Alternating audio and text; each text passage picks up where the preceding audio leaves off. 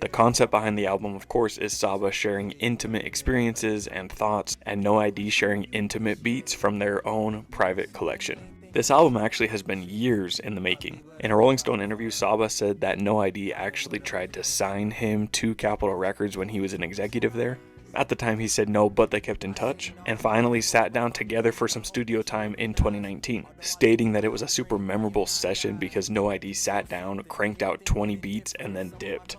And then officially, their collab project was birthed when No ID sent Saba 100 beats. No ID is a machine, and we actually owe a lot to him in the hip-hop world. I don't know if there would be a Kanye without No ID. No ID shared with Rolling Stone that producers nowadays have been somewhat miscategorized, and that he himself was trying too hard. He wanted to go back to being a beat maker, and that's exactly what he did on this album.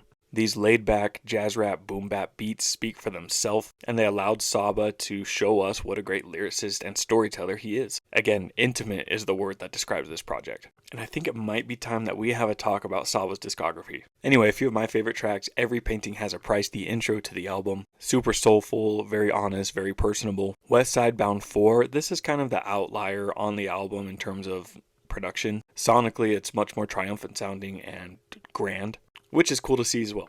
She Called It reminds me of the SoundCloud mixtape era for some reason. It kind of has an underproduced sound, and I don't mean that in a bad way, with Saba singing the chorus in a bad singing voice. But that's what makes it perfect to me. And then the last track on the album, A Few Songs, all I have to say is We Got a Smino feature.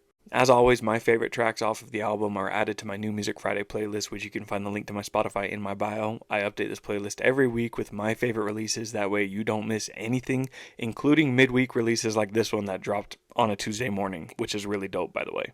A lot of the songs made it to my Best of 2025 playlist as well. So please let me know below in the comments, what did you think of From the Private Collection of Saba and No ID? And of course, don't forget to follow me, Honeybee Reviews, for more music related content.